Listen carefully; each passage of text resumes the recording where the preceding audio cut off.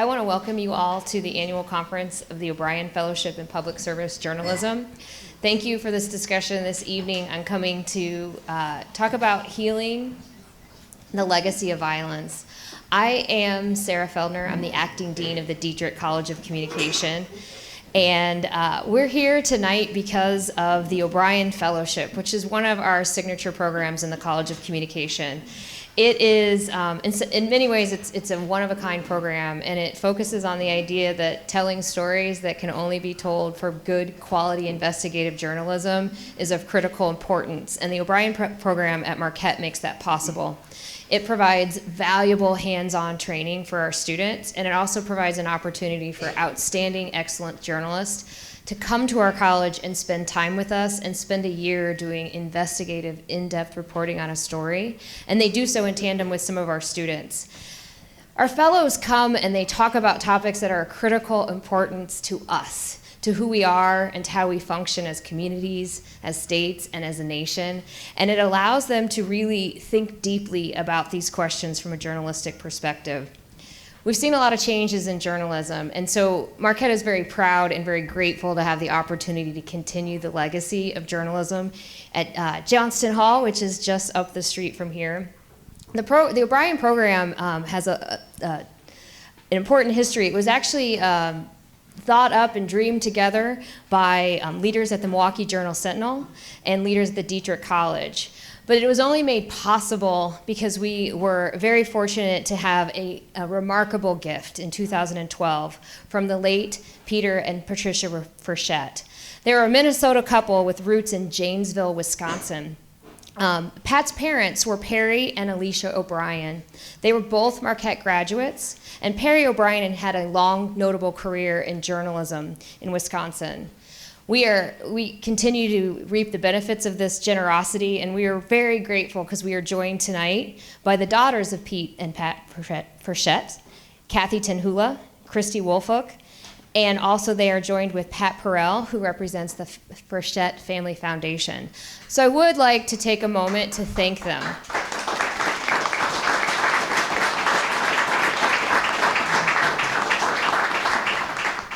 And I hope, and I started with the energy, we can feel the energy of people who care about issues and will be here to really have a discussion and understand what we learn through journalism and the way it can bring communities together. And I think we have a very visual representation of that tonight. We are also joined this evening by the acting provost of Marquette University, Dr. Kimo Ayoun, who's there in the back room, so welcome to him. And now I'm going to turn it over to our director of the O'Brien program, who was a fellow himself, and so who understands the importance of investigative journalism and spending time with the topic. So I will give you Dave Umhafer. All right. Thank you, Dean Feldner, very much. Tonight's focus is going to be on a series of stories in the Milwaukee Journal Sentinel called Cycles of Violence. It's a remarkable series reported by journalist Ashley Luthern, who is a public safety reporter at Journal Sentinel. And she was joined by photojournalist Angela Peterson, and around the room tonight on the easels you saw many of the images that appeared in the series of stories in Journal Sentinel, thanks to Angela. And they were also joined, of course, by a team of Marquette students helping out her project with research and reporting. So a little bit of background. Ashley was an O'Brien Fellow last year, and she and her students examined the impact of delayed justice for families of homicide victims. They also looked far and wide around the country and locally, very much locally, at efforts and successful efforts to disrupt violence before it happens. Ashley's background, she came to the Journal Sentinel almost 7 years ago now, hard to believe, 2013. She earlier reported at the Vindicator newspaper in Youngstown, Ohio. Rest in peace, I think, yes, sadly. Really, as much as any reporter I can remember, Ashley has really made it her mission to give voice to the victims of crime. Her commitment has been unwavering, and it's benefited, I'm sure, readers, the community, and certainly the students at Marquette that she came into contact with. She's done this reporting through not only daily crime coverage, which is a very tall order in and of itself, but she's done a lot of in-depth work even before coming to the O'Brien Fellowship. She was on the collaboration called Precious Lives that many of you are probably familiar with. That talked about gun violence and the impact on young Milwaukeeans. So she was the perfect fit for this project, and I'm thrilled to turn it over to her, and we'll get this evening started. Thank you.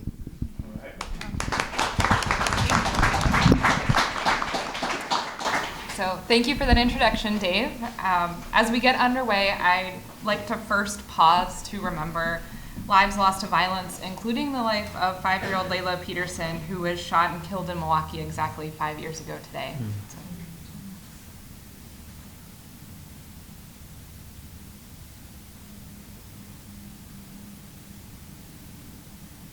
Thank you. And again, welcome to tonight's discussion. I'm very excited to get started and for you to hear directly from people I've had the honor to get to know through my reporting. Before we get started, though, I have to give some thank yous. First, I'd like to really thank the staff of No Studios, who created a lovely space for tonight's event. I'd like to thank the organizations who gave their time at the resource fair, the Salvation Army, 414 Life, Robert's Way, and I believe Kids Matter Inc. was also represented. I'd like to thank the O'Brien staff, including Dave Umhafer and Amanda Patterson, and the Fellowship's generous funders. My editors and colleagues at the Milwaukee Journal Sentinel, in particular Angela Peterson, Andrew Malika, Kevin Crow, Mike Johnson, and my editor Greg Borowski. I'd like to thank my supportive friends and mentors and my amazing husband, without whom I could not do this work. And most importantly, I want to thank every family and every community member who has graciously shared their stories with me over the past 6.5 years. I am truly grateful. I will be your host for much of the evening. A quick programming note, we're not going to have formal breaks. We'll have some change up in the panel, so if you need to get up, move around, feel free to do that. The restrooms are in the back corner there. And we're gonna be doing questions through note cards. However, for the first panel, it's sort of abbreviated, so I'm not sure if we'll have a ton of time for audience questions for that. As I said, I'll be the host, but to start, I will actually be answering questions instead of asking them, and I'll be joined on a panel by photojournalist Angela Peterson, whose portraits, candid photos, and videos brought this series to life. And we're also joined with Sydney Saizon, who is one of 4 student interns on the project, and she contributed critical reporting and research, and she's currently the editor of the Marquette Wire. Our program will be moderated by this lovely gentleman, Ron Smith. He is currently the editor of the Milwaukee Neighborhood News Service, which is housed at Marquette. Before that, he was managing editor for news at USA Today. And before that, he was one of my many bosses at the Journal Sentinel, where he served as deputy managing editor for daily news and production. He is dedicated to telling Milwaukee stories, and I am lucky to count him as a friend and mentor. So I will turn that over to Ron.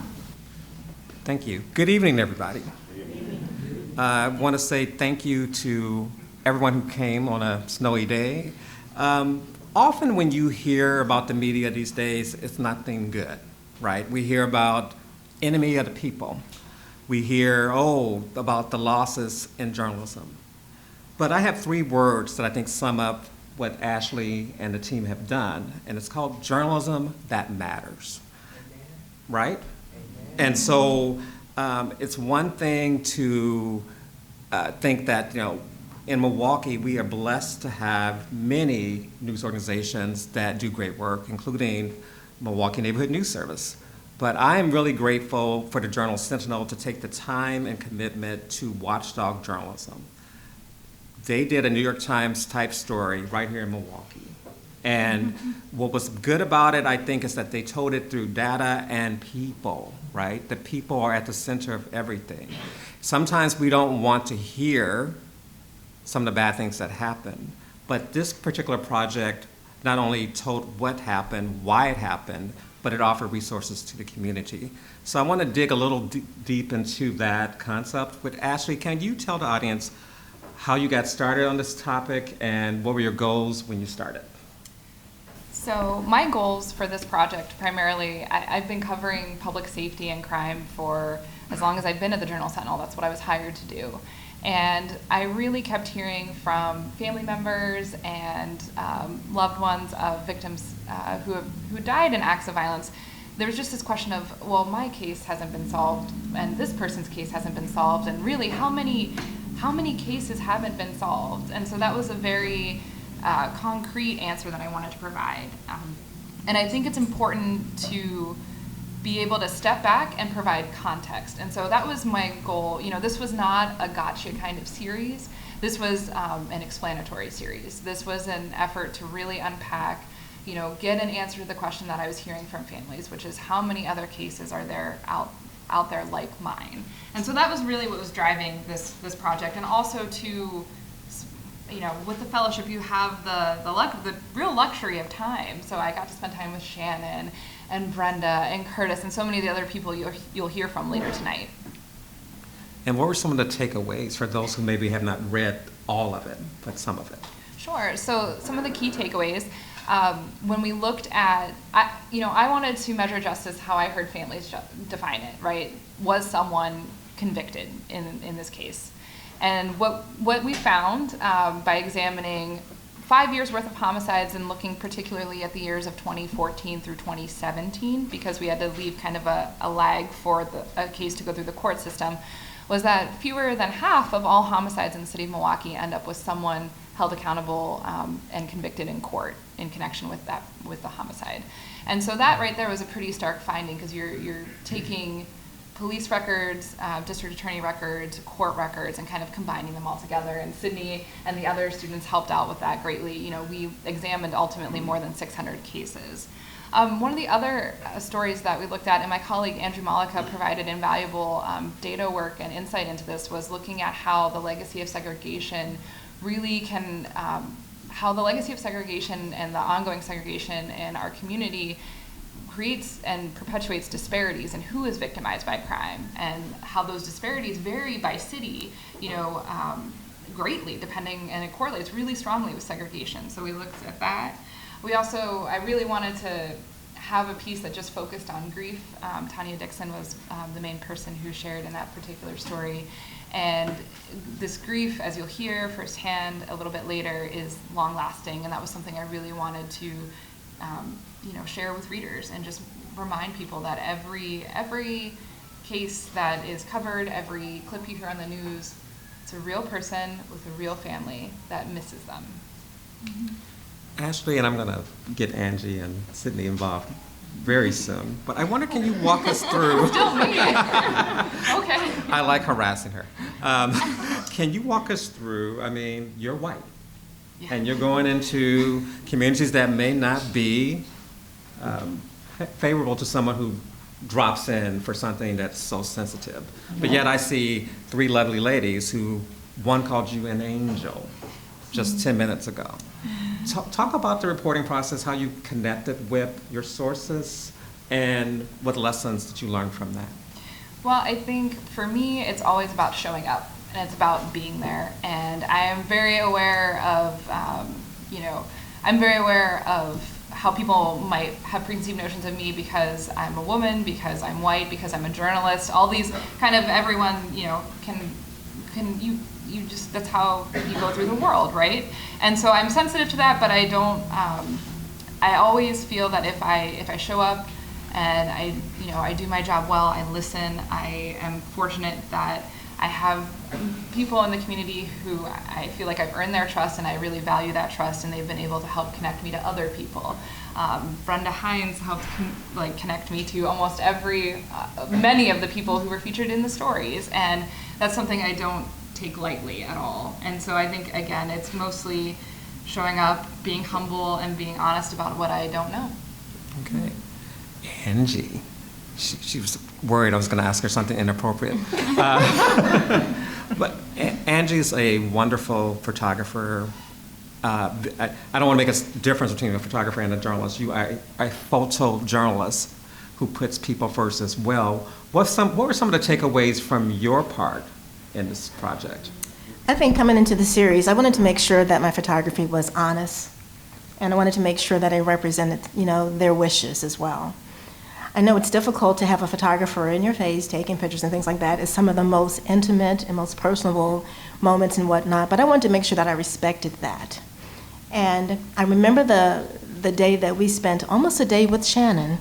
We started out at her home, and she was talking about her son, and there were lots of tears, lots of tears. And then we eventually went to the cemetery, and you lit up, and you smiled. And she said that's where she feels the closest with her son. And the picture that's out in the front is the one of her. And that particular day, I was doing videos and taking stills at the same time, because that's what we have to do. And I didn't realize actually what I had until I got back to the office.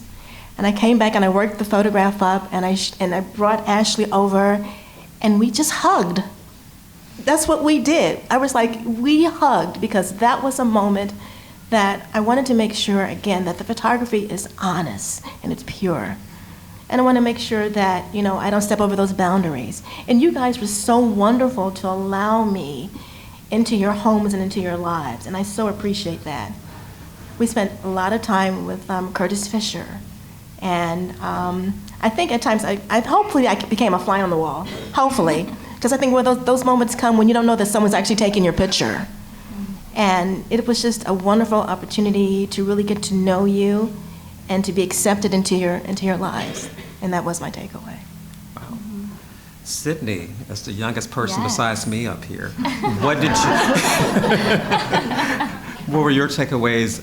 Tell the audience a little bit about what you did and what you got. Yeah, for sure. Well, first of all, thank you all for being here. This is awesome, and I've learned a lot from both of the other reporters up here. And so I feel honored to even get to talk about this. But some of the stuff I did on the project, some of it was really data focused. I did help the other students on the project make the database where we tracked homicides in Milwaukee over that period of 2014 to 2017 and a little into 2018 too. And so Ashley and her team were able to analyze that data too to come up with some findings. Another thing that I was able to do that was really special to me and definitely a highlight of my experience was that Ashley introduced me to Tori Lowe, who is a community activist who has been working in Wisconsin and also Chicago and other places too around the country to really help families of homicide victims navigate resources, grief, and all sorts of other things. So he does a lot of really special work in the community, and it was really awesome for Ashley and I to hear his story and just his long journey of how he got to where he is now. And so sharing that was really, really special for me. I also, over the summer, got to help Ashley too work on a project about 414 Life, which are the violence interrupters in the city of Milwaukee. Ashley kind of focused on the hospital side of that, and I got to focus on the street side of it. So I got to hear from some of the violence interrupters. I see Hamid is here too. I got to talk to him a little bit, and some others about their experience with that and how rewarding it is for them to get to work, particularly with youth, but with all members of the community. So those are some of the main takeaways for me. Thank you. I noticed that when I was rereading the project today, I noticed that there were a lot of resources that were offered for the community. Ashley, can you talk a little bit about that intention? Because you not only did the stories about what happened, but you also were intentional, all of you guys, were about offering resources to the community. That's not something that we've always did in journalism. We talk now more about solution journalism, that we're not to point out problems, but our job is also to offer solutions. So how did that come about, and what are the special things that you did in this cluster of stories? So I think it was really important for us to provide resources for people who wanted to access help and people who wanted to help organizations who are doing the work in the community. And so Sydney and Alex, another O'Brien intern who is now currently up in Appleton, where she works in journalism, they compiled a list of resources, fact-check each other's work, make sure all the phone numbers were up and ready to go. You'll have noticed as part of the photo slideshow, there were resources listed as well. It's really important for us. There are a lot of organizations doing great work in the city and the wider area, and just often there's just this gap. And so part of journalism's job is to bridge that gap, right? Like, we're here to provide a public service and to provide information. So that was the impetus behind that. if you had to redo something, if you had to go back, you had the ability to go back in time and re-report or correct something in the reporting, or maybe not correct something, add something to the reporting, what would it be for all of you guys? Well, that's a hard question. I won't pretend the series is by no means perfect, and it is, I consider this ongoing work for me personally and my job as a journalist. But I think I would always, probably, no matter how much you plan, things still come up. No matter how much you're trying to organize your data, there are still problems. I was fortunate through the fellowship to be able to get some training in how to analyze data, so I kind of wish I would have had that a little sooner, and that might have changed how I organized some of our spreadsheets. That's a little bit more of a technical thing. But even with the mistakes, or even wishing I would have, talked to someone sooner, or maybe included a different voice in a particular piece, I think it came together the way it was supposed to come together, I guess. Okay. Angie? Life is what it is. It really is. Life is what it is. So, I don't think there was anything different I would have done. Maybe spent a little bit more time with you all, just a little bit more time, because there's always another moment, another photograph out there. But I think you accept the situations that you have and the circumstances, and you work with them. We're used to, the unexpected. We're used to just sort of like rolling with the punches and things like that. So I don't think I would have changed anything. Just a little bit more time in your lives, probably. Yeah, I would agree. I would say, if I had infinite time, and I could work on other things, I would have loved to do. I feel like there are endless profiles to do on people, and that was my favorite kind of thing. So I would have loved to do more of that. I know I got to talk to some other organizations too, like Running Rebels, and so I would have loved to be able to just profile more people. But of course, there's not always the time and the space. So, yeah, but I think overall it was an awesome project, and I wouldn't change anything. So Ashley, what's next? Because this doesn't stop, right? Unfortunately, we hear stories of violence every day. So how are you going to come at it?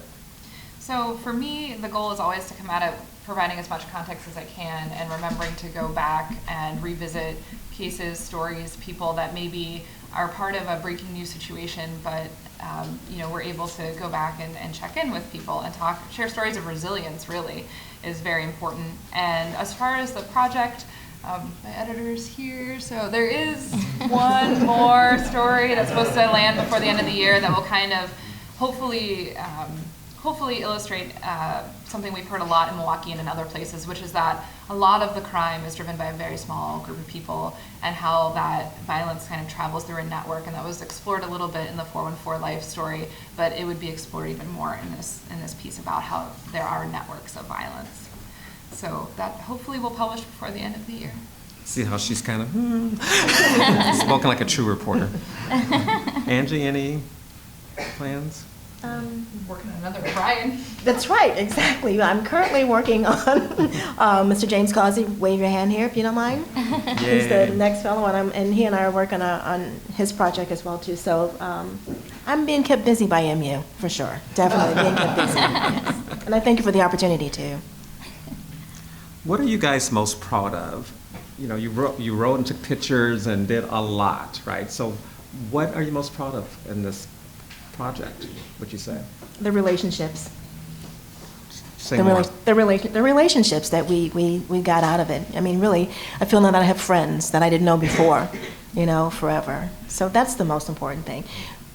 Taking pictures is a wonderful thing. I'm grateful for the opportunity and the talent and skill and everything, but I love the opportunity to meet other people and to create those relationships and rapport. Mr. Reggie, I've had a chance to talk to him a little bit more. We become friends. Tori, it's like you see them, in these neighborhood community events and whatnot, and you see them, you run up and give them a hug. Now you become part of the family, part of the circle. That's what I'm most proud of. Sydney. I would agree. I would honestly say the people was the best part for me. That was the most moving part. The data is so important, and it definitely gave us the groundwork to do the project. But I would say getting to talk to people, getting to tell Tori's story, for example, was an honor for me, just because I know how passionate he is and how much he's been working in the community. So to be given the platform to tell someone like that story was a huge honor. And also just reading a lot of Ashley's work on different people too was very moving for me. So I think the people, reading about them and talking with them was my favorite part. So I, of course, would echo that. I really value the relationships that I've built with everyone involved with the stories. They would not be possible without you. And I have to also be honest, my goal has been consistently to provide a broader, deeper, more comprehensive understanding of violence that is happening in Milwaukee and in the region, really, because I think so often I'm a breaking news reporter. I love covering breaking news, not because I want unfortunate things to happen, but because I feel like I can do my job well and hopefully give voice to the people affected by it. And one thing I really value is, and I hope something that I'm proud of, is hopefully shifting or broadening the lens, I would say, broadening the lens as to how we talk about violence in Milwaukee. And I like to think that this project, Precious Lives, were some small way of doing that. Can I just say real quick that at the end of the day, it's not about us. Right. It's about the stories that can be told. We're just sort of the vehicle that's being used. So it's not about us. It's about having those voices heard that otherwise not would have been given an opportunity. What advice do you guys have for maybe journalists, other journalists who might want to consider such projects based on what you've learned from this one? Boy, that's a good question. I didn't come here to play. Go ahead, Ashley. I guess advice I would give, as far as undertaking a broader project, it's not a very glamorous answer, but be organized, be intentional about the work that you're doing, because you might think when you go on this fellowship and you think, oh my gosh, I have all this time, what a luxury, like I can really dive in, and that's true and that's invaluable, but it still goes quickly. And so it's important to stay organized, make sure that you're always asking, who else should I be talking to, right? Who else should I meet? Whose voice is being heard, and also whose voice is missing? And use that to inform your work. I agree. Truly, I really do. I think I would say, just listen to the people that you're talking to. Listen to them. Listen to what it is they have to say, and be honest. And don't be afraid to be vulnerable. As well with your own feelings as well. There have been times when there have been tears. Yeah, I was going to say there are definitely some people here who've seen me cry. Right, exactly. It's okay to show that part of you. So just be yourself and be honest. I would agree too. I know I'm an aspiring journalist, so I don't know if I can necessarily give it. You're a journalist. You are a journalist. Thank you. But yeah, I would say just go for it. I think as a student, not with a ton of experience going into this, at least with working in the Milwaukee community, of course, there was a lot of learning I had to do. I know Ashley sent me and other students a lot of stories from the Journal Sentinel that we could read up on to kind of understand the context of the city, with politics, police department, violence prevention efforts, all sorts of stuff, so we could really get a good understanding of it beforehand. So I would say learning the context of the situation and the history behind it was really helpful. So I would encourage you to, I guess, look into that if you're looking into any sort of systemic issue in a city. But yeah. That's good. So working so intensely on a project, you guys talked about crying. Can you talk a little bit about the self-care that you took to get it through? Because these were not easy stories. We see three beautiful people right there who are living through it, right? And we want to do justice to them, but at some point in time, we're all humans, and as a journalist, how do you balance that? How did you balance it? How did you stop the tears if you did, or just what was your philosophy about taking care of yourself mentally? Can I mention the night of 16 cupcakes? No. there were times when it's such a heavy weight that you go home and you just sort of exhale and just breathe. Maybe you call a friend. You call someone you've been spoken to in a long time and tell them that I love you. You know what I mean? You realize how important each moment of life is, because those we've been talking to have lost loved ones, and you cherish it so much more, and you let people know how you care about them, think about them too as well. Yeah, I would agree with that too. And I would say, honestly, just like letting myself feel things too during this was kind of a way to cope with it almost. And there were definitely days that I like cried too, just like after hearing certain people's stories. And so I think that was just kind of like a healthy thing to do. And I never wanted to like try to hold that back necessarily. But I think also just kind of, like I was also involved in student media and stuff like that, so I had an outlet to do other kinds of stories too, so it was kind of a balance. But I would say that like I always viewed it as kind of a responsibility as journalists to tell these stories, and so I never saw it as like a burden on myself in any way, and I just wanted to be present with it, so yeah. How can Milwaukee media and media in general do a better job telling these type of stories? Well, I think one thing that's really important at the Journal Sentinel and Neighborhood News Service is collaboration. And I think we've seen a lot of success when media entities collaborate. I think when they do, we're able to bring more substance, more context to a particular topic. So I think that's something that's next. And also, being realistic, we all have shrinking resources. I think collaboration is going to be more important in that particular realm too. Got nothing? No, I don't have anything. Sorry. That's my honesty. And that's fine. So I think the last question would be, what are some parting thoughts that you guys would like to offer this audience tonight? Lessons you've learned? Thank you. Thank you for the opportunity to tell your stories. You know, and thank you for welcoming us into your lives at such very difficult times and difficult moments and things like that. I knew that it could not be easy all the time, but thank you for allowing us the opportunity to allow your voices to be heard. We couldn't have done it without you. No. Honestly, I just want that to be the last word, because that's it. We're done.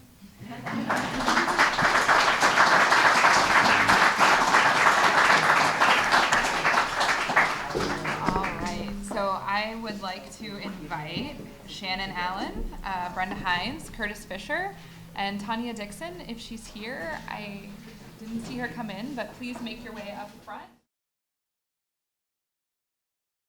Now we're going to hear from those most affected by violence, those who have experienced loss from homicide. Our panelists tonight are Shannon Allen. Shannon lost her son, DeAndre Allen, in a homicide in 2016. Since his death nearly 3 years ago, Shannon has pushed for justice in his case and supports other mothers and families still seeking justice. Brenda Hines. I first met Brenda the day after her son, Donovan, was killed nearly 2 years ago. Our paths crossed again the following spring when I went to a Mother's Day brunch for moms who had lost children, and Brenda introduced me to Shannon at that brunch and later to Tanya, and I am so thankful to her. Brenda has volunteered for the Salvation Army as a chaplain for several years, and she recently started a foundation in honor of her son. She will be hosting a brunch this month for other families who have lost loved ones to violence. Curtis Fisher. Curtis is a U.S. Army veteran. He lost his brother, Robert Quan Taylor, last summer in a shooting. Prosecutors had determined the shooting was self-defense, and Curtis ended up being charged in the incident because of a 20-year-old felony conviction. Curtis has spent years volunteering and coaching youth sports, training others. He's a physical fitness trainer, and he's an avid fisherman. And so this is our panel. Please welcome them.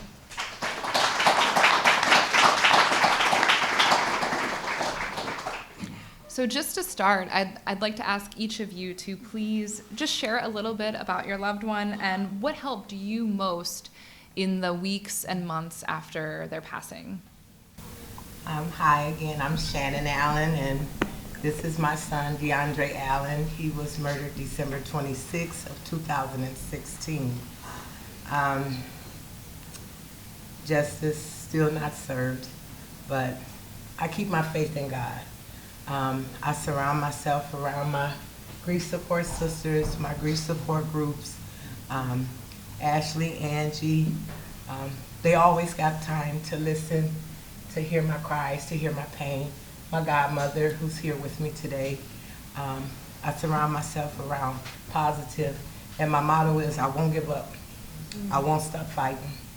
I won't until I'm heard. It's not an easy task. It's not something that we will get over, but we will get through it. And I take it day by day.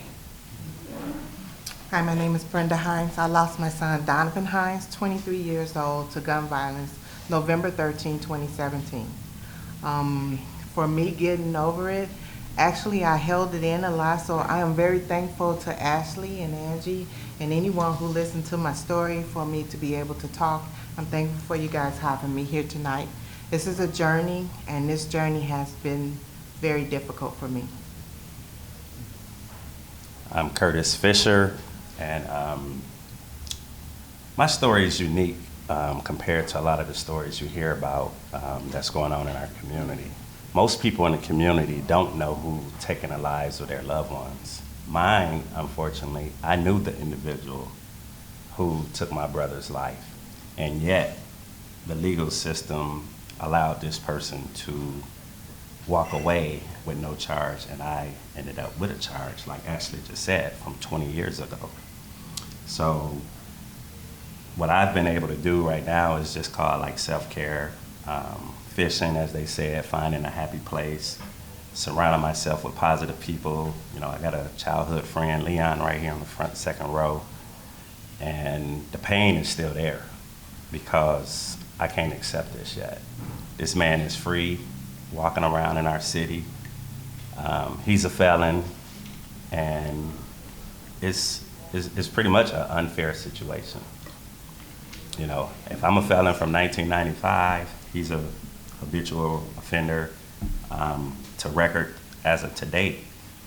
How is it that he walks away free and you see self-defense in a case where you say a guy who just, all I did was picked up a gun and put it in the trunk of a vehicle.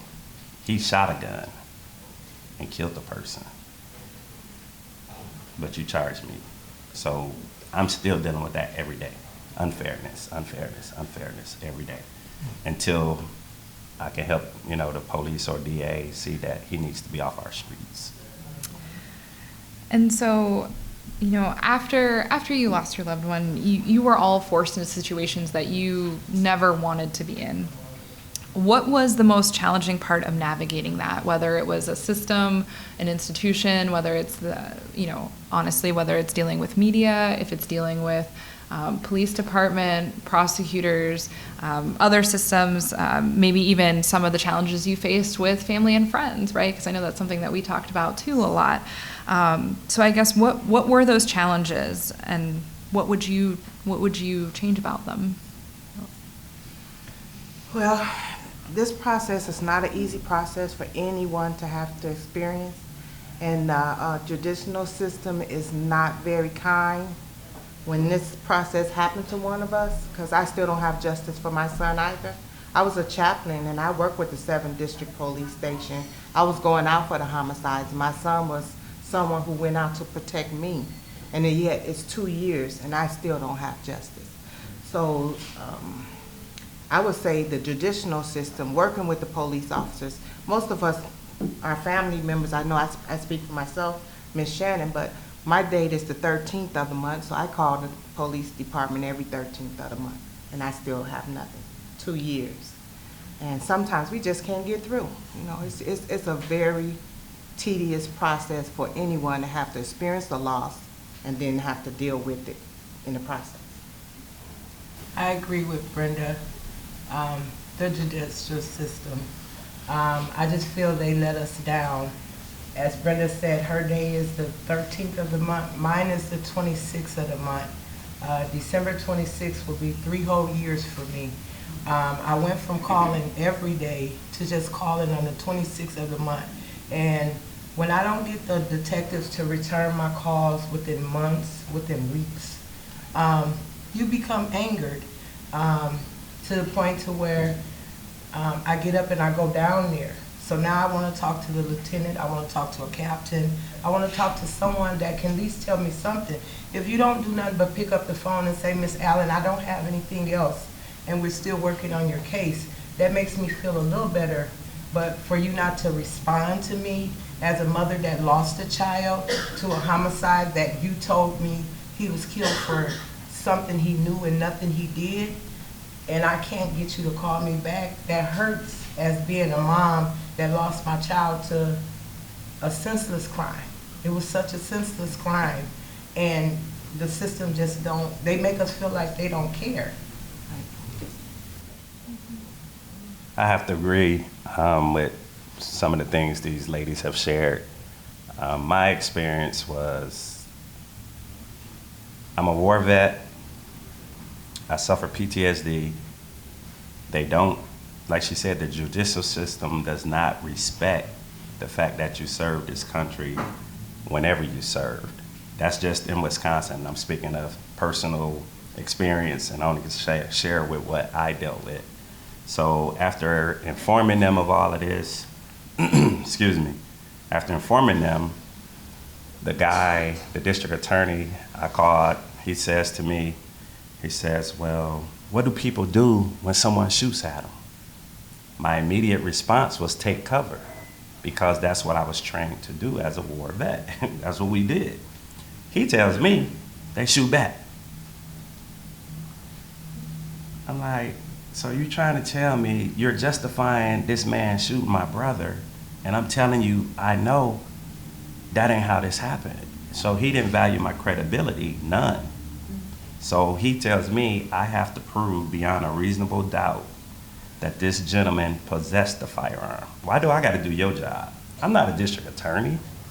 So I have to go now, that's my fight, that's my battle. Every day I wake up. I'm numb to this city. I don't feel nothing. I've been drinking, I don't smoke, I don't do drugs, but my drinking has increased. And I've been noticing some of the stuff I drink. I'm like, man, I don't have no hangover. I'm not, the next morning I'm just waking up and I'm charged again every day. I know that that's not normal, because I was never like a real drinker. So I use that to suppress my feelings and anger. Like she said, I get angry because, listen to these responses, and he won't meet face to face.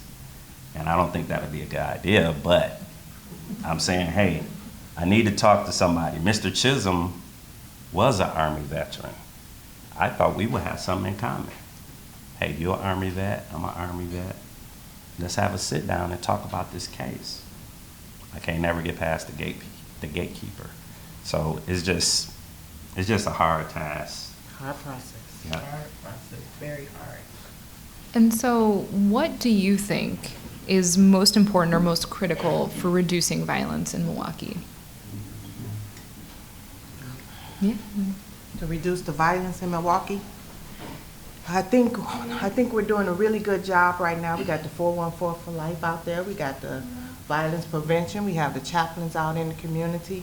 I'm out there in the community. I see the love that this community can provide. I know that the teenagers are working together trying to do, we're doing everything we possibly can to curb this violence. But every day it's something. And we could pray and ask God. Sometimes I'll tell you, in this situation, I have not heard one word from him. So it's just an everyday battle that we have to keep fighting. With that question, I took it very serious, so I actually wrote something about that question. What do I think most critical for reducing the violence in Milwaukee? In my opinion, that orders to reduce violence in Milwaukee, we must take back our communities. A lot of times violence happens in our communities, and the first thing we do as the people is move out our neighborhoods to an area that we feel is safer. But what good does that do when the same individuals that ran us out of our old neighborhoods are now coming to our new neighborhoods? Mm-hmm. Law enforcement, DA office, city officials, community leaders, advocates, Milwaukee communities must come together as one and form a partnership that cannot be broken. Everyone mentioned should be held accountable for their parts in making Milwaukee safe again. If you start a Stop the Violence initiative, don't just limit it to Burleigh, Center, Clark, Fond du Lac areas. It must go beyond those areas. For those examples, the entire South Side, the entire North Side, the entire East Side, the entire West Side, the downtown Milwaukee area. By partnering together, we have a better chance to finding out what works and what does not work. Personally, all areas in the city of Milwaukee should be considered the hotspot. Because violence does not have a certain color or a certain area. It happens every day, all day throughout Milwaukee. We need to go beyond the reasons of the violence in Milwaukee and tackle those reasons such as poverty, mental health, sex trafficking, AODA, unemployment, firearm, and lack of education, just to name a few. I may be repeating what others have already said, and if that's the case, I'm on the same page with someone. We must break this cycle, start knocking down these barriers. We must stand together as one, not just look at victory for 37th and Cherry. The whole city of Milwaukee should be considered a victory. Right.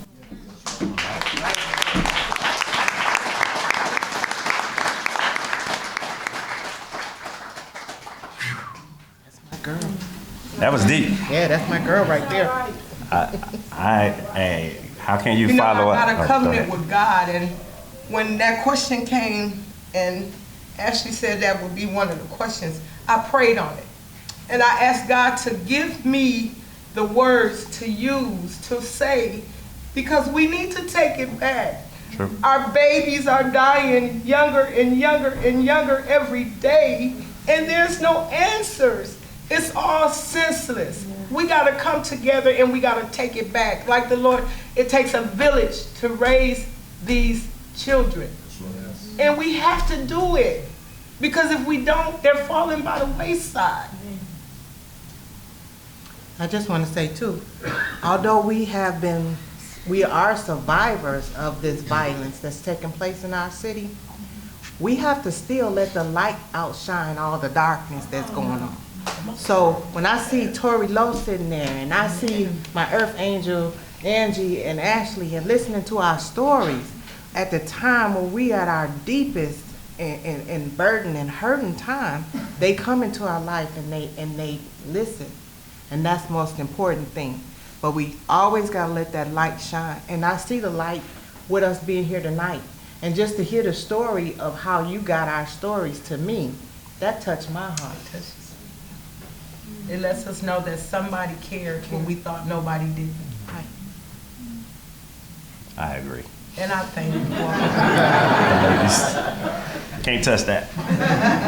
Nah, but I sat back and thought of it. Like I said, I'm a military guy, so I look at things, excuse me, like if I can go fight a war and we can contain people and foreigners and get them, you know, in their own countries and lands to do what we need them to do and be obedient while we have them in our custody. Now I come back to the community and like I told them in my article, I feel like I'm in a battlefield in my own community. And when I go to group at the VA and speak on it, you got people from, like she said, they live in different suburban communities. So they all don't feel the threat. They don't feel that looking over their shoulder every time they come out, they go to the gas station. They don't know what Curtis be talking about. And I say, hey, all of y'all live in different areas. I live over here on the north side. This is what it's like hearing gunshots every night. We heard them overseas. So now we come home, there's really no treatment plan in place. Everything is by book. They turn pages. They don't know the answer because they ain't been there. They can't tell you about something they ain't been over in Saudi Arabia. How they gonna tell you, oh, well, you need to do this or calm this down, find balance, like Angela had mentioned. You know, it's hard to find a balance when you're constantly hearing gunshots every night. So I chose to avoid my own family and move to somewhere where it wasn't as much violence. Because if I walk out the door where I was living at, it's the environmental part of that PTSD that a lot of people probably don't get. Some people do, some people don't. But you got to figure when you walk out the door, you're in hypervigilant mode. You're looking at cars, you're looking at people walk up and down your street. And it's a constant reaction because that's what we were trained to do. So now where I'm at is quieter, it's peaceful, but I still got a daughter over there. Fear. So yeah, so now it's like, was that a good move? Was it a bad move? But this case itself is the challenge. That's my opponent, sort of say. That's like Saddam Hussein. That's what I tell them at the VA so they can relate at the hospital. Like, hey, y'all had me go fight looking for this man in the sand. Now this man is in my community. He used to stay across the street.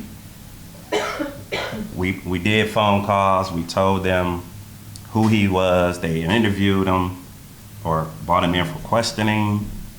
They let him leave the scene. They let him keep the gun. It's real. It's a lot of pieces. I don't know if they were able to share with the community, but it's a lot of other little pieces to this case. And it's like the district attorney got everything that I got because I got my stuff from them. So. And what I don't understand is how can a drug dealer get 15 to 20 years and you get someone that take a life?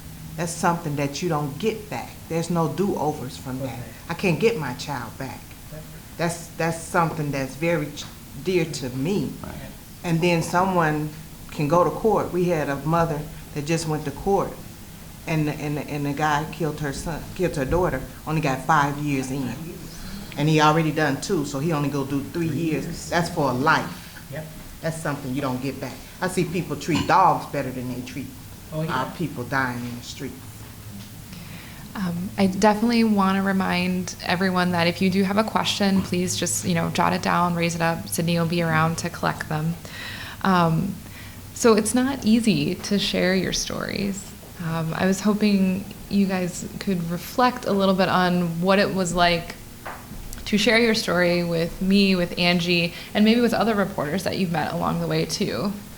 My experience with sharing my story with Angie and you, Ashley, it was a breakthrough. You all actually took the time to just hear my cries, hear my story in a completeness of what I know. Sympathetic. You all were very sympathetic, and I appreciate that because even having a family, this situation with my son divided the family. I never understood it, but that was something that happened. It divided the family. So I took in a sense that because they're not in my shoes, they're not dealing with this, they don't understand what I'm going through as an individual, as a mother, as a sister, as a daughter, as an auntie, a cousin. They don't understand. So where I used to get angered with them, I asked God to forgive me and to forgive them for not even understanding the pain that I'm in, because this is a pain that's so undescribable. Until, like I tell everybody, we are the sisters of the struggle. Yes, we are. Every day we gotta struggle to get through. My chamber of my heart consisted of 3 children, and my passionate child was taken from me. My loving child that loved on everybody was taken from me. So every day I have to press and persevere on going on with the pain of dealing with losing that child that he loved on everybody. I could tell him, DeAndre, don't bring everybody home with you. Mama, don't be like that. Mama, they gonna change. He wrote stories in school for essay papers on change. He wrote a story about Obama, and one of his school teachers sent me that in a gold frame. She framed it and she sent it to me when she found out what happened to my son. And those are things that mean so much to me, because it's the little things that make us feel just a little bit better. Just the little things that make us feel so much better, and it keeps us going on. Many a times I threw in the towel. I wanted to lay in that bed and just lay in that mess, and I'll say, Lord, just send me a comforter, and this is my spiritual sister here. I mean, when I just don't want to go on, she'll give me a call, she'll give me a text, and she keeps making me persevere. And only an individual that's going through what we're going through can relate to our pain. You might understand it, you might have an idea, but until you walk in these stilettos, and I was never a lady that wore high heels. Yeah, I wore a pair of pumps, but I preferred flats and tennis shoes. But this is a pair of stilettos that I'm walking in, and I'm still stumbling down the walkway with them. Well, just being out with the moms who lost the 2 kids just this week past, and to feel her pain, and to know I'm crying about 1 child, and she's crying about 2. That took a lot out of me this week in the community. But I saw the community come together and love on that family, and that was the light that I was talking about. I don't understand God, and in the Bible it tells us the secret things of God we do not understand. So these are the secret things, because I've go to him many nights, many days, and ask him, why do we have to suffer so bad of losing a loved one? Especially my son was shot up, the car was shot up 14 times in the street while he was driving, and he hit the house. I deal with that constantly. So this walk is not easy. When you see that news, when you see those things on the news, and you see those families, and you hear that someone else has been affected by gun violence or domestic violence, that is some very hard and difficult times for someone. Yeah, and Curtis, I mean, Angie and I tracked your case for months. For you, what was it like to be interviewed and to have, I mean, we had many discussions about this, but to have someone sort of chronicling your journey as it happened? Well, it was different. Again, like she said, when you're in the community and this stuff hits your doorstep, you honestly think no one is really caring for you. You do feel you're alone. That is part of dealing with trauma. Loneliness. It wasn't fear, but it was more like a guilt, because again, I was there. I had my brother in my arms after he had went into the gas station and ran back towards me. I shared with Leon, like, that moment, as she said, when you in that bed, seeing him come back felt like when we were little. When a little brother or sibling get in trouble, who they always run to? They run to the big brother or the big sister, and they, hey, help me, protect me, from whatever they done went and did. And you as that sibling say, oh, come on, you'll be all right. So it kind of just takes me back in and out of that. But when they came on board, it was good, but it was more of a positive energy, because I was drained. Like she said, I just was wiped out. I didn't see no hope for tomorrow. It was just, everything just went blank. Lifeless, basically.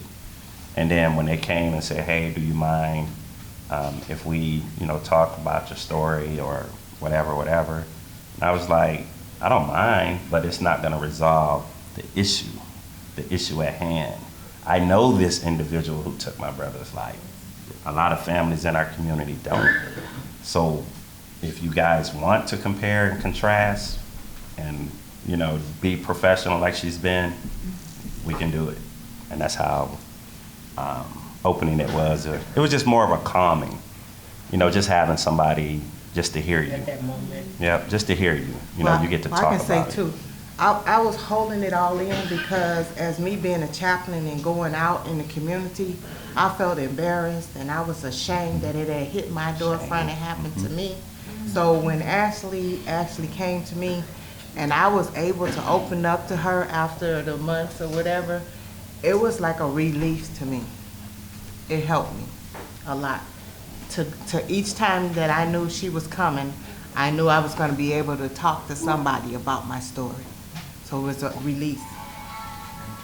Sydney, were there some questions? Yeah.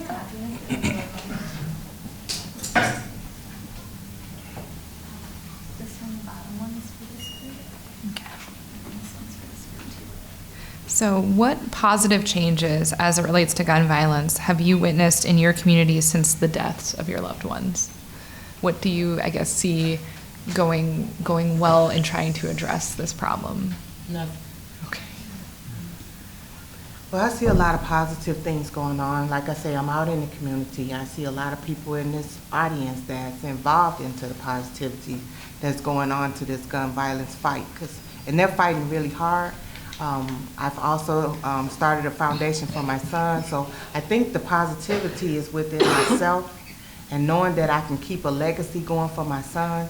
And I started a grief share group to help other people. And then doing the empowerment brunch next week is for families who've been affected by gun violence. I think I'm pouring all my pain and suffering into loving on other people's and giving back to them in the time of need. So that's for me. I can't say the same. I'm more in a state of like where you just don't trust nobody. It's hard to trust others because as a community, I was born and raised in Milwaukee. So there's people that know the gentleman that killed my brother, and I know him. So it's kind of like we all in this small circle, somebody know somebody, some kind of way. And I don't worry about if he's hiding because they're not looking for him. Everybody like, well, Curtis, is he wanted or whatever? No, he ain't wanted. They gave him self-defense. He chilling. He done popped his collar. He's like, hey, I'll be the case. So he's not a wanted man. I have to prove that he's lying. That's what I have to do. So that's my fight. So trying to be around a whole lot of people, this was challenging coming here tonight. She said she didn't think I was coming. But my boy Leon's like, hey, I got your back. Let's do it. I'm here. It's not that I don't trust you guys. It's just, you know, just being around people, new people, and everybody hearing your story different. And I mean, she did a great job on the article, if any of you guys read it. But it still was just one of those things that hit the city or hit our doorstep. And it's like, make you just say, this was, there's got to be more to this story than we see or read about, and it is. But I sleep with it every night because I was there. So being around them, it was just a common spirit, you know, to have. This one's a comment, but I want to read it. Okay. You guys continue to stay strong and always let your voices be heard by many. Thank God for you telling your stories. Thank you. Thanks. As we're winding down this panel, I just want to give you one last chance. You know, what do you want people to take away from your story, from your experience, most of all?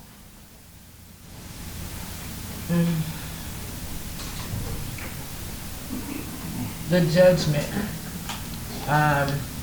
You know, and I was prepared for it. When we deal with something so tragic, you get the good, the bad, the ugly. You hear the good and the bad. People make their own judgments. I was told, well, your son, if he hadn't have been out in the streets, he wouldn't have got this or he wouldn't have got that. My son was out doing a positive deed, and I don't think nothing was wrong with getting a haircut. He was picked up from the barber shop and took to the area of 39th in Michigan, where the friend had something to do with it, and he ended up out of the car with the friend and walking, and a car drove up and 2 gunmen didn't shoot him once, twice, 3 times. My son was shot 11 times, where the detectives failed me because they said, oh, he was shot 7 times.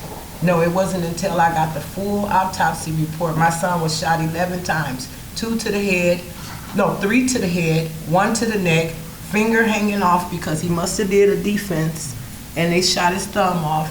And me as a mother, we're nosy. So when I went to the cemetery, to the funeral home and lifted up the cover, there's the multiple gunshot wounds to the stomach, the abdomen, you know, all of that. So they try to sugarcoat our stories, I guess, to make us as parents feel a little bit better, but nothing will bring that pain or ease that pain unless my son walked through that door right there.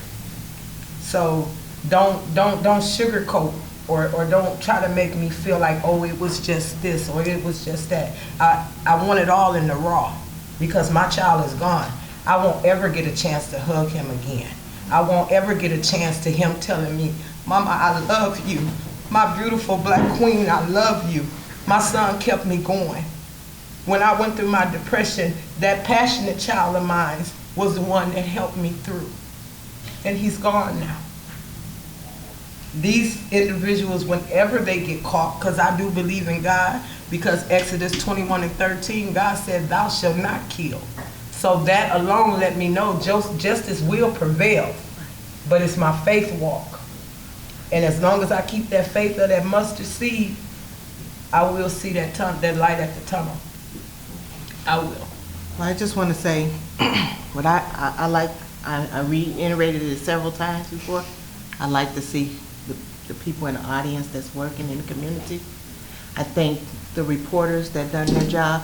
My thanks is to everyone that's fighting this battle, from taking our stories to making it us to get to this point tonight. Please continue. Those families need that. If I wouldn't have had that, I wouldn't have made it. And they're going to need it. If any other family is faced with this, they're going to need this same journey. So it's much needed in the community, and I just thank you. Well, I didn't answer one question pertaining to what I would consider doing or having done in the community different or whatever based on what we experienced. And I was sharing it with people on my page last night that, when these individuals are committing these type of, heinous crimes where they're killing other people's loved ones, my solution or attempt would have been doing like the old school, because I'm middle-aged, so some of y'all might be young and don't know about the draft. I would consider these individuals to go to the draft to serve their time. So if they're getting a 10-year, 20-year sentence or whatever, you go serve the military in a different capacity, not with the same enlisted members, but in a different facility. They don't get the same promotion, they don't get paid the same amount of money, but put them in a facility. My example was like Fort Leonardwood, Missouri. It's nothing in Leonardwood. All of us military people know. We all talk our military stories. So Leonardwood is like way out in, how they do it in the city. When they take these prisoners and they take them way away from the city, take these ones that are killing people, loved ones, and say, hey, you're now enlisted in the United States Army, Navy, Air Force, Marines, Fort Leonard Wood, Missouri. See you later, bye. Put them on a bus and let them start doing military training. They want to shoot. You put them on the front lines. That's my suggestion. That's right. You want to shoot out here, you go to battle. That was just my excerpt on trying to create a solution. And then, we're dealing with, like she said, losing babies and women different ways. It's reckless driving. They all politicians, no offense, but they come to the podiums and they say, we're gonna do this for the community, alderman. And I shared with the people on my page last night, I said, when my brother got killed, no alderman or alderwoman bought cookies, water, card, embrace like these reporters, nothing. They bought nothing. So I said, who are they? Why are you even making money off the people in this district if we don't even know who you are? That's crazy. All these lives are being at risk in your district, and you can't even come to the family and say, hey, sorry for your loss. Here's some water, here's some cookie, here's some chicken, bring some chicken. They going to Popeye's chicken, having crazy stuff going on. You can't bring a family some chicken, just bring us some chicken. I would have been okay, but it's not even, like she said earlier, it's not even the care of other people no more. So I do salute and thank these journalists. You know, they're individuals, whether they were men or women, for their energy. I mean, they're like soldiers to me. They're soldiers because of what they're doing. They don't care what color you are. It ain't about race, because you can go to a gas station on the south side, somebody can run up and rob you. You can go on the north side and it happens. So it ain't about where you at. It's happening everywhere. And until these officials really do something for change, I don't know what's gonna happen.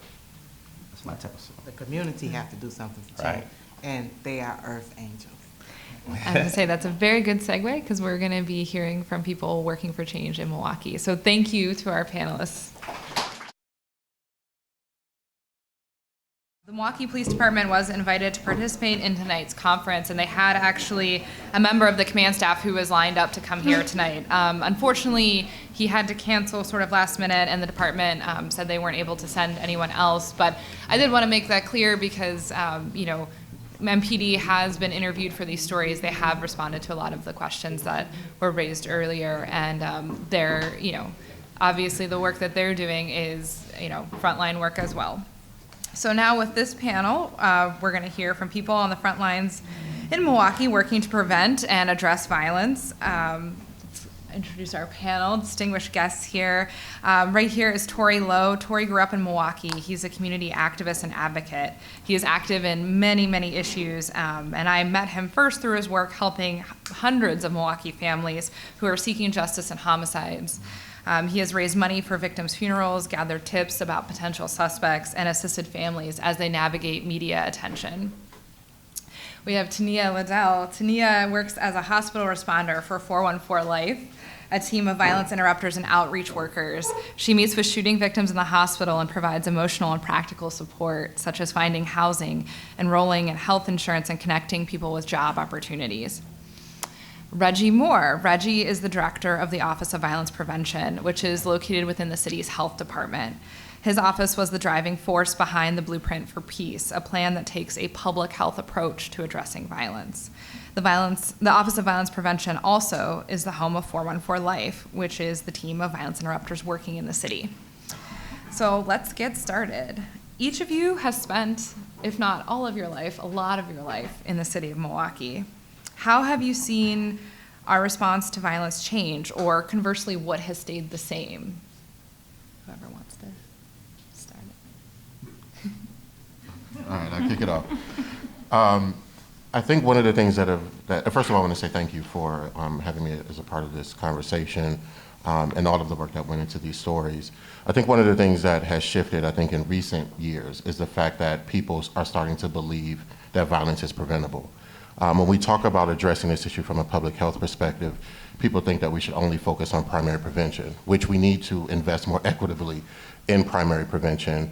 At the same time, we have so much trauma in this community from historical neglect, from persistent systemic neglect, that we also have to triage the trauma and the pain that we're seeing on the streets every day. So we see our role as the Office of Violence Prevention in being able to support and leverage a lot of the work that you will hear about in this city. And there's a lot of people that aren't in this room who are also on the front line every day. And so the fact that there's a growing movement around this issue and people from families who have been directly impacted to young people to activists, organizers, hospital systems, asking a different question and engaging in a different way and demanding greater accountability from city and county and state leadership. I would agree.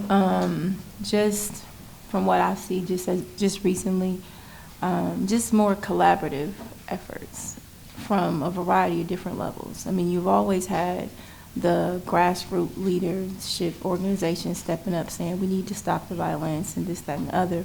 But now, even with me working with Freighter, St. Joe's, and MCW, just having the executives and leaderships even the Journal Sentinel, people in positions of power to put together events like this to bring attention and awareness to the need of really addressing these issues and coming together to collectively bring solutions, real life tangible solutions to make these changes is something that is not normal, right? So it's new, and it's an initiative that I feel like is definitely working.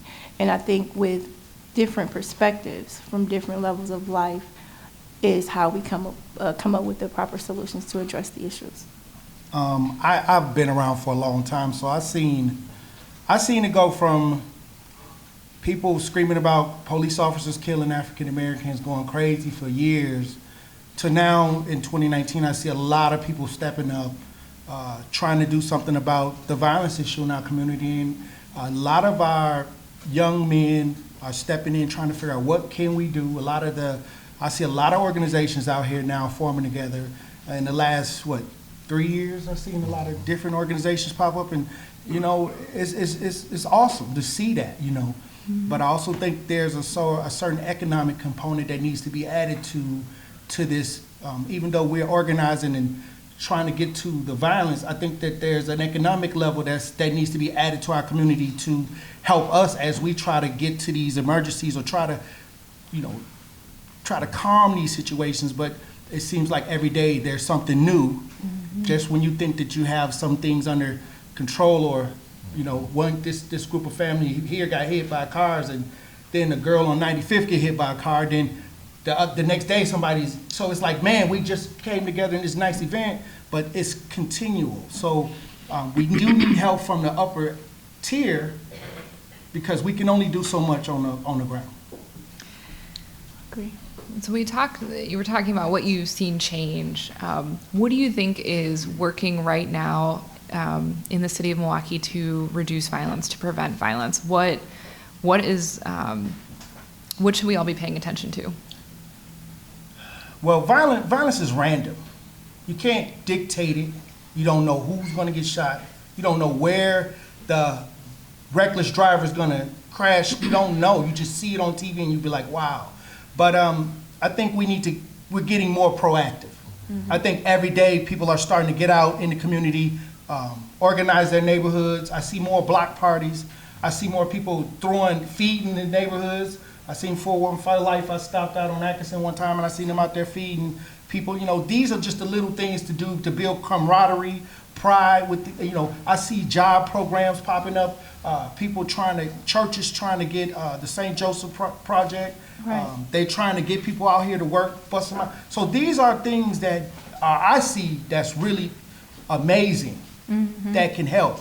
But like I said, overall, we still need just a little bit more, because every day when you turn on the news, it's like, man, we got all this good stuff going, but we still got an uphill battle.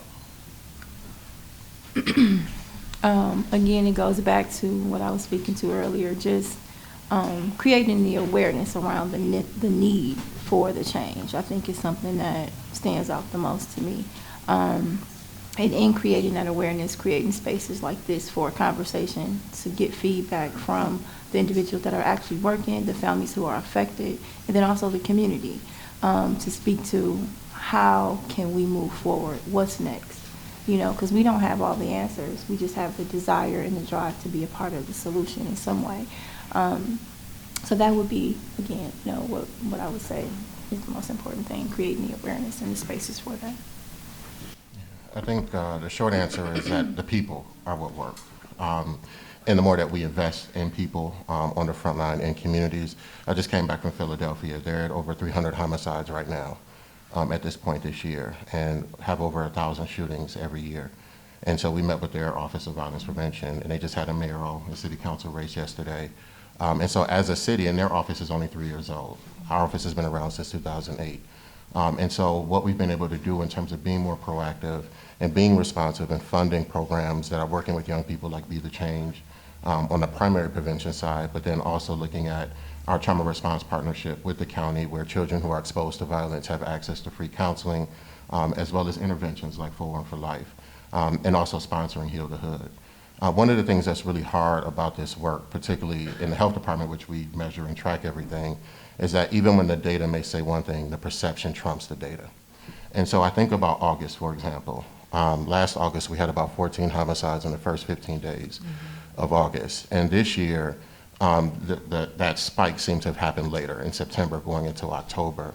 And this year, August, last year was 22, this year was 10. It was a 120% decrease in homicides in August. And we couldn't celebrate it because Tay died, and several other children were shot, and several women were shot. It was nothing to celebrate. And so at the end of the day, if people don't feel safe in the city, regardless of what the data says, we have an uphill battle to climb. So this might seem like an unusual question, but it came up actually, I think, in everyone's conversation is housing seems to be an all-time, like a perennial concern when you're working with families that have been victimized by violence. Maybe they lost someone to violence, or maybe they themselves were hurt in a shooting, and Tania, you're meeting with them in the hospital. I was hoping you could talk a little bit about that need surrounding housing. That's something that I wasn't necessarily able to get into in the stories so far, but I found that I heard that theme from all of you at different points.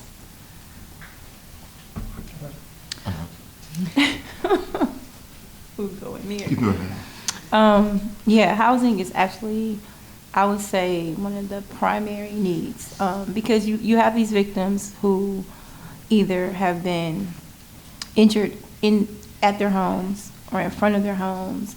Either they know the perpetrator or they don't know. Either way it ends up where they don't feel safe in these homes.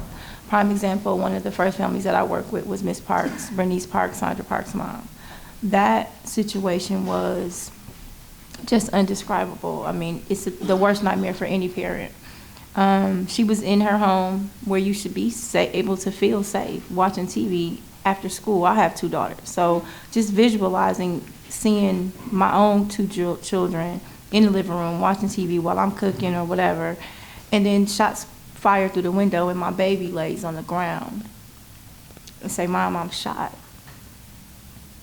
I can't do anything about it. I can't save her. I can't do anything. By the time the paramedics arrive, my child is gone. And so in her situation, it took months and months and months to get her into a safe place of housing. And for me, I felt like we failed her because she had to relive that trauma every single day, walking over the place where she watched her daughter die. And so, I mean, and every resource was being pulled. I mean, like, you know, going online. I mean, because money is the issue. Tori and I worked with Bernice together. Vaughn, I mean, like, it was everybody surrounded her. We were pulling resources from the mayor's office. We were pulling resources from our own personal networks, but could not come up with a solid solution, unfortunately, until this summer, actually. So she was in that house, I think, like 8 months, just dealing with that. So just imagine, you know, what she was going through mentally, reliving that every single day. And that is an extreme situation, but that's one that touches my heart very closely because I watched it. And the strength and the resilience that you have to actually have to withstand something like that says a lot for these mothers and these families that are dealing with this. But anyway, all in all, it's definitely a very, very, very high level need for that. And even, you know, like some of the victims, you know, the individuals that are shot at the hospital that I meet with, they just don't want to go back home because they don't feel safe. And then they run into the barriers of not having money or not having the appropriate credit.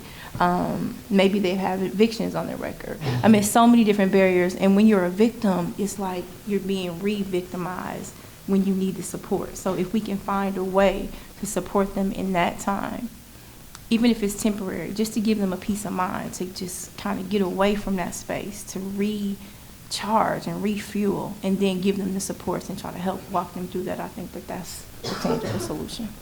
Yeah, we did with Ms. Parks, but I also see that some of these victims, like I said, violence is random. Mm-hmm. So some of these victims have evictions, and it's not easy to move a person to another space with an eviction.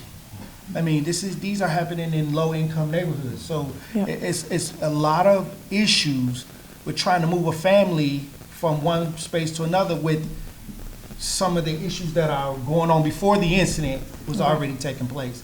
But then the mother can't go to work. Sometimes she loses her job because she's trying to stay with her child, or she's trying to, dedicate some of her time, and the jobs start to, hey, look, either you're gonna come to work or you're not, and then we have to deal with that. So I try to raise money for, for $5,000 on a GoFundMe to do that, just so she can have a couple months to be with her child. That's tough though. That's very tough, especially in the city of Milwaukee, where it seems like every day there's somebody being injured and a GoFundMe is up. So it's like, didn't I just give to this GoFundMe? And so it's like we have to find better resources, better ways to move these people around. And sometimes the circumstances is not easy. Ms. Parks had to stay in the house for a long time. And I raised the community, we got together and we raised $30,000. All she needed was a place. Yeah. I do families every day, so when I move around, I make sure I meet certain goals, and all she needed was a place. And that didn't happen. So months later, I'm like, you still there? Like, what happened? Like, it's just so tough. So if we can improve anything with housing, if anybody have any ideas on how to move people who may have a past of like credit, evictions, low income. No income, we just have to, these are things that we should try to work on to try to make things easier for people like us or some of the victims. And just to add to that, I think this underscores the interconnectedness of, I'm sure many people read the book Evicted. And oftentimes we look at issues in this community in isolation and everything is connected. So when we talk about unemployment, when we talk about mass incarceration, when we talk about poverty, and we talk about violence, all of those things have a direct connect or impact.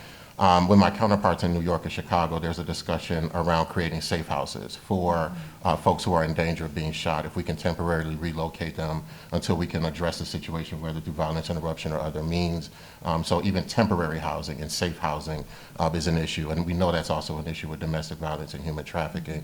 And the other piece is addressing the issue with landlords.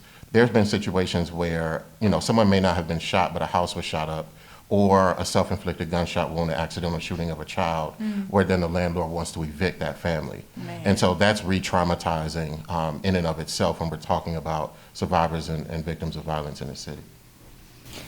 All right.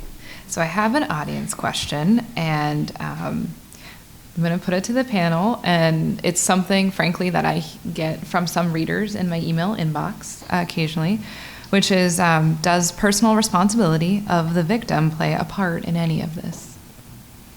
So it's... Sometimes it depends. It's no situation the same. Right. It's no two victims are the same. Every victim has his own fingerprint. So that question shouldn't be a generalized question. It should be directed at somebody that probably should take some responsibility, that probably caused the situation. But many times when women and children, innocent lives are being taken, that question wouldn't go for that type of situation. There are situations where I was called to, and somebody, they should have made, they shouldn't have made certain choices.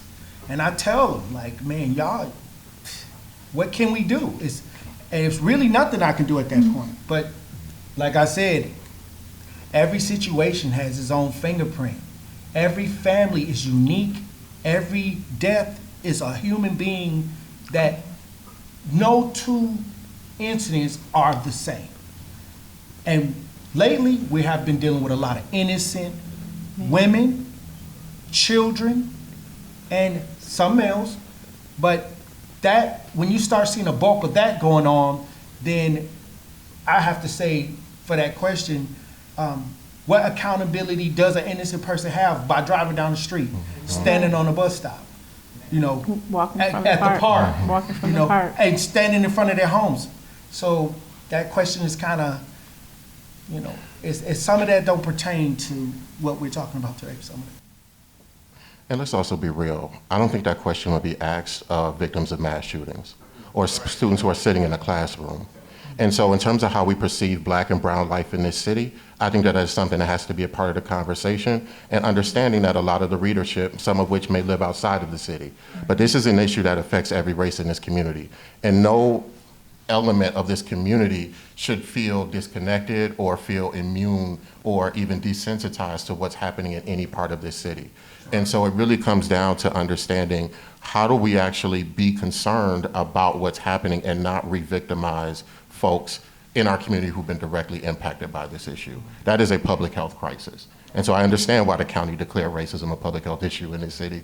There are a lot of things that are a public health issue, but again, the way that we perceive victims and survivors, whether it be domestic violence, gun violence, et cetera, that has implications on the way they're treated by systems, the way that they're treated by people who are supposed to be helping them.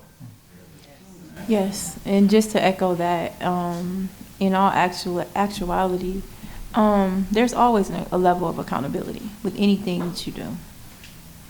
And again, like Tori said, no one situation is the same, but what is the same is that there's a life that has been affected, whether it's by loss or by being injured. That life and that family has been affected in a way where their lives will never be the same again. And so that level of accountability for me is what the focus should be. Like, how do we support these individuals that are still here within our communities, walking, going to the grocery stores, going to the gas stations? You don't know what they're thinking, what type of stress they've had to endure, what level of mental health, where their mental health, the level of their mental health is at. So intervention and engagement is huge in this, and it's gonna have to come from the masses, like everybody in this room going out to say, hey, look, your family, your friends, your coworkers, we all have to step up and make some type of change, because otherwise we're gonna be doomed. It's just the reality. Every single day I get a page for something different, and it's mostly interpersonal relationships that lead to conflict and then escalates to violence and then death. It's stuff that is actually preventable just by sitting down and having a conversation sometimes. That's so true. It's painful to sit and watch it, in my opinion. Another audience question. You mentioned, some of these recent victims have been really young. They've been kids. How have you personally, or what work do you know of being done to teach younger generations about violence prevention and teaching those skills like conflict resolution that you were just talking about? Yeah, there are many programs that are doing that in the city. My Sister's Keeper is an example. The I Will Not Die Young campaign. The work that We Got This is doing, I know it's been featured by James Causey. It's a lot of important work that's going into really planting those seeds of what does it mean, to live in peace, and how do you resolve conflict. I mean, in listening to some of the stories, even of our violence interrupters, who they themselves may have grown up or been taught, they talk about the fact that violence was a normal way of solving conflict. And so having to unlearn that and channel that energy into stopping the cycle of violence is understanding that violence is a learned behavior. It's not something that you're born with, and that you engage with humanity in a way. And so understanding, how do we actually deprogram? How do we, on the front end, make sure that social emotional learning programs, both in school and then also in after school programs, are taught? Because when you understand social emotional learning and the competencies that go into that, it's about self-awareness, it's about social skills, it's about conflict mediation. And so restorative practices as well is also something that we support. So those are all, on the primary prevention side, things that we know work. And then also efforts to build rites of passage programs in the city. So the Black and Latino Male Initiative as a part of MPS, Mentor Milwaukee, those types of programs. And then I say it starts in the homes. Like, we have to be the change that we want to see. So if you have children or nieces or nephews or any youth that you're connected to, explaining to them the value and importance of being that leader and making a difference. If you see somebody getting bullied in school or whatever it may be, step up and don't be afraid to speak out, and teaching them early, like K-5, because it happens as early as that. Just being the change we want to see as individuals, that's where it starts. I say actually getting into the neighborhoods and doing neighborhood activities. I think in our community, it's so much negativity, and it's being pushed on social media. These kids have access to Snapchat, mass fightings in schools, all of that. So as people who are trying to steer them in the right direction, we need to start putting out programming that they can see young people doing more positive things. I think there's a lot of programs for the children who are doing negative stuff. I mean, it's a lot of programs for them. But what about that kid that's getting a 4 point? What about that kid that's a B student, a C student? They're acting out. They see these kids acting out, getting rewarded for certain behaviors, and they like, you know, I'm doing this homework for nothing, you know. So it's like we have to start highlighting these young men that not going the wrong way, because there's a lot of imagery even on, and I'm just gonna say this, even when you turn on the radio, when you listen to 5 songs off of V100, it's like, man, it's a whole song on there, Pull Up, that's on the radio to talk about shooting somebody. That song is about killing somebody, and it's on the radio three times an hour. And these kids are, they listening to these records and about drug sales, and then I turn to Kiss FM, and I listen to 5 songs on Kiss FM, and my mama told me that I was gonna make it. You know, it was inspirational records on Kiss FM.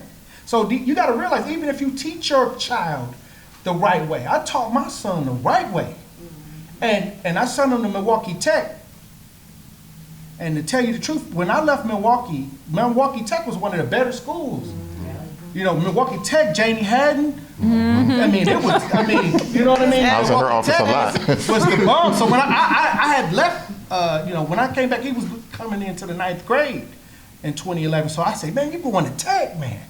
Man, I swear to God, it was probably one of the worst things. You know, I didn't know the changing of the guard had took place. And then my son started coming in, and as good as I taught my son, I had to battle with the peer pressure, and then people bullying him, trying to say stuff to him, or So NPS had changed tremendously.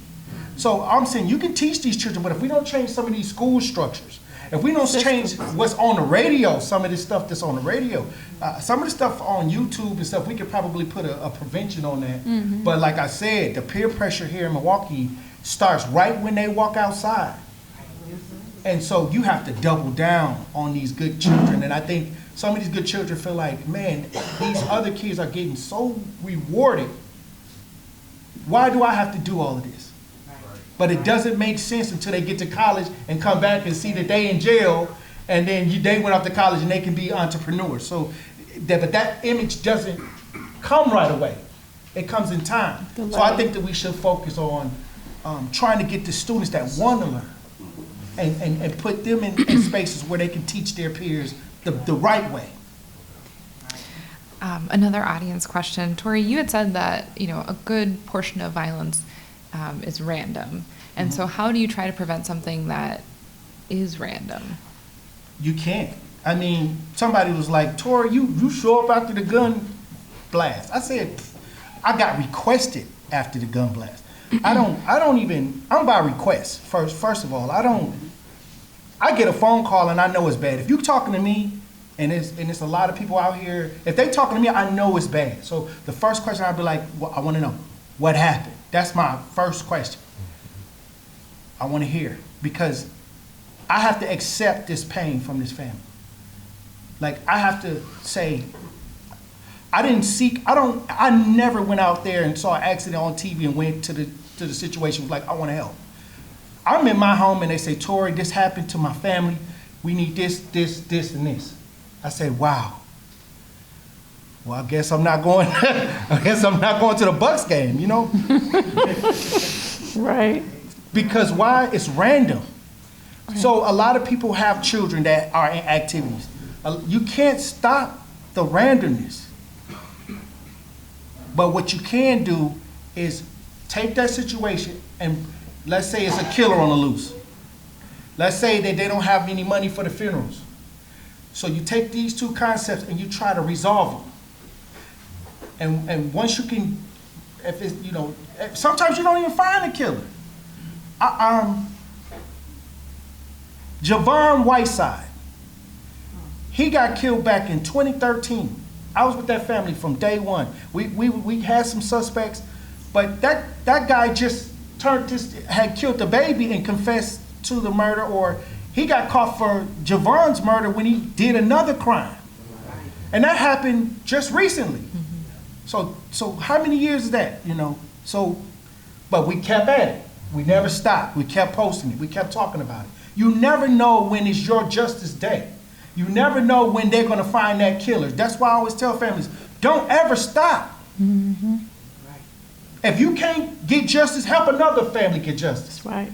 If you can't get your situation resolved at the moment, stop the violence events together. Because one day, your time gonna come. If you believe in God, if you believe in faith, and you believe in yourself, and you believe in your community, one day you're gonna get that call, or street justice, or something gonna happen. You're gonna get a call and say this person, something had happened to that person. And justice is not always what we look at as the justice system. Sometimes justice is in the fight, right?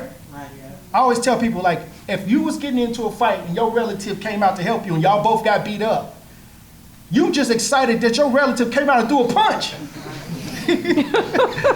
You know, you like, man, y'all ain't gonna talk about how y'all got beat up. Y'all gonna talk about how y'all stood back to back. Right. That's justice.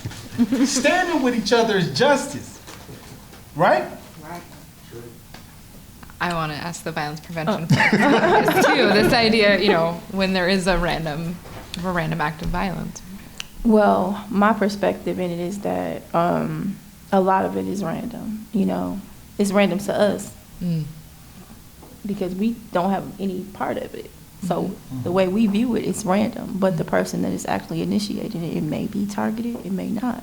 We never really will know. It's all assumption. But the way I look at it is prevention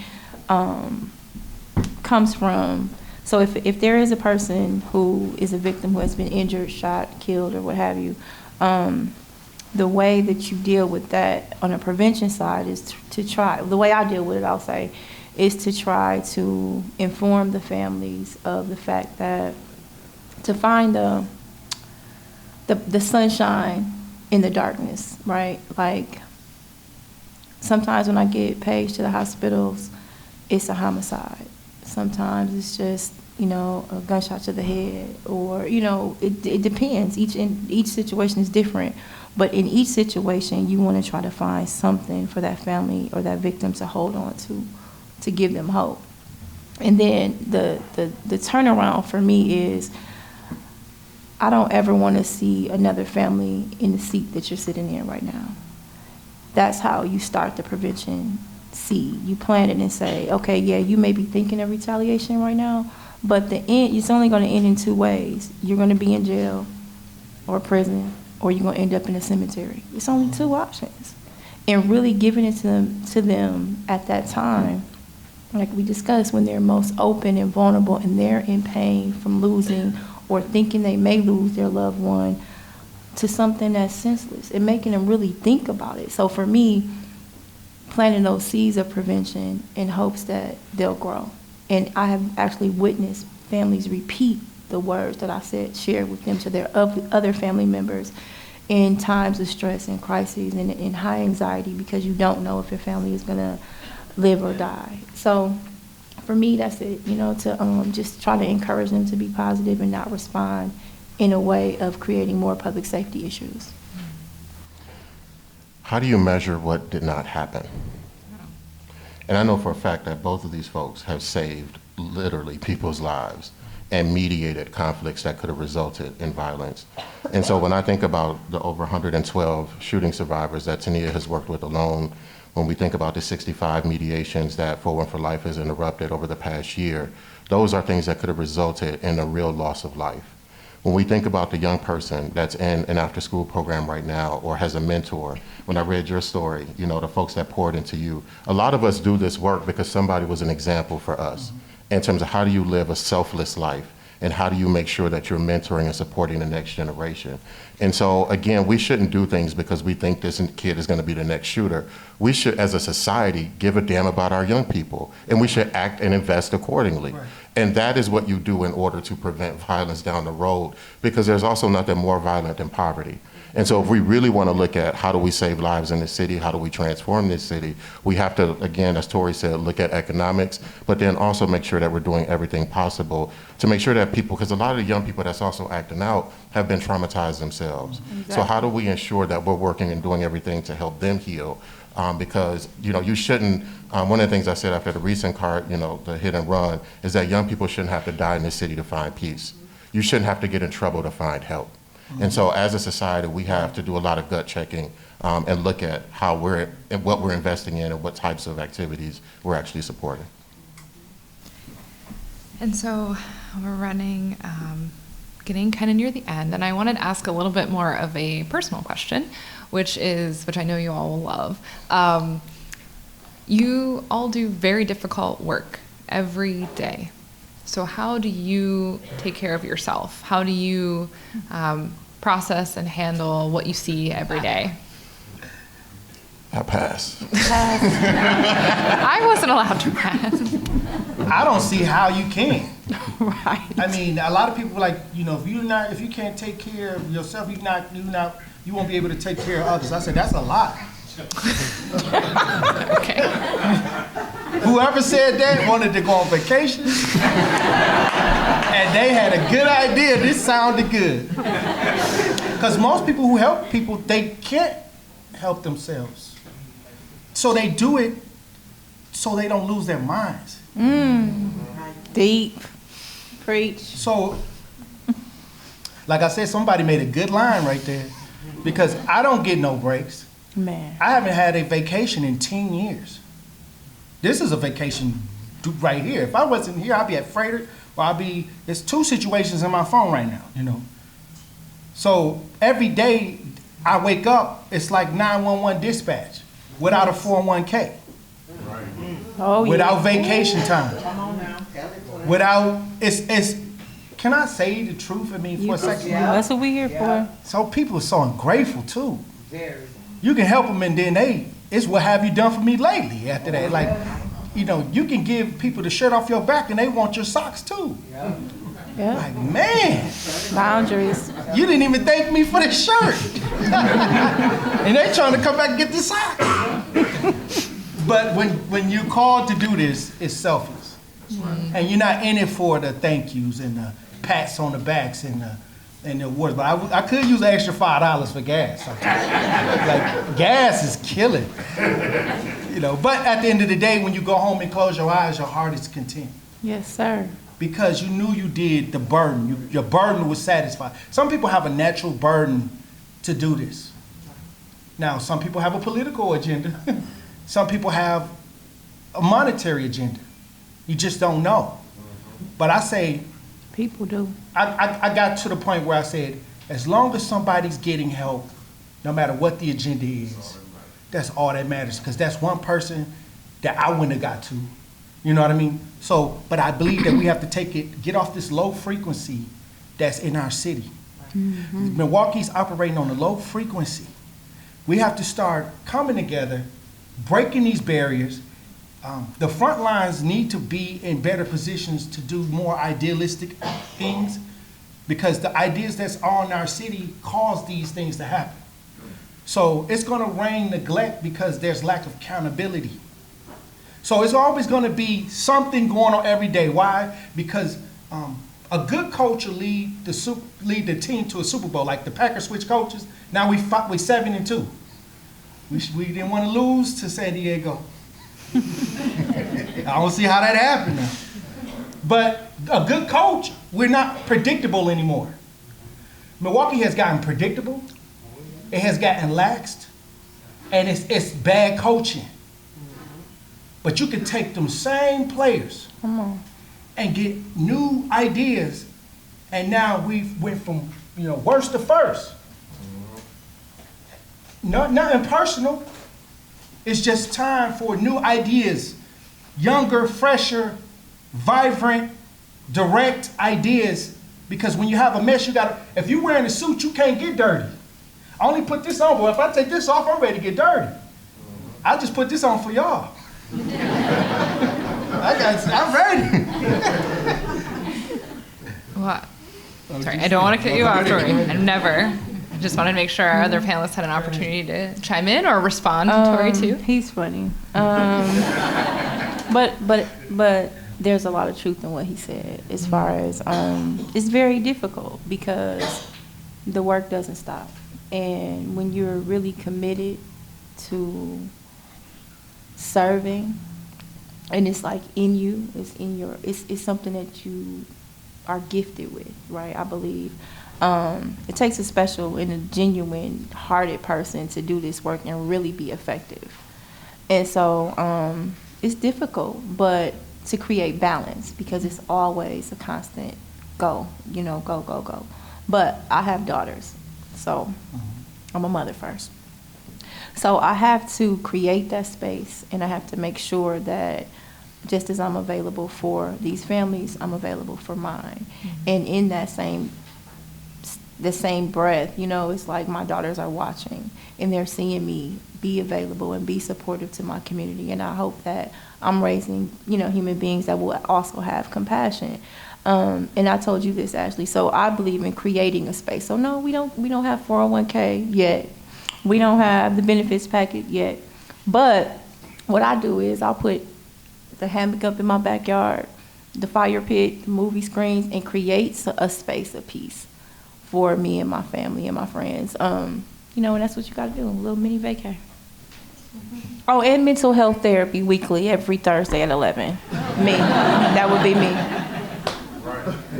Every week. Oh, every week for me.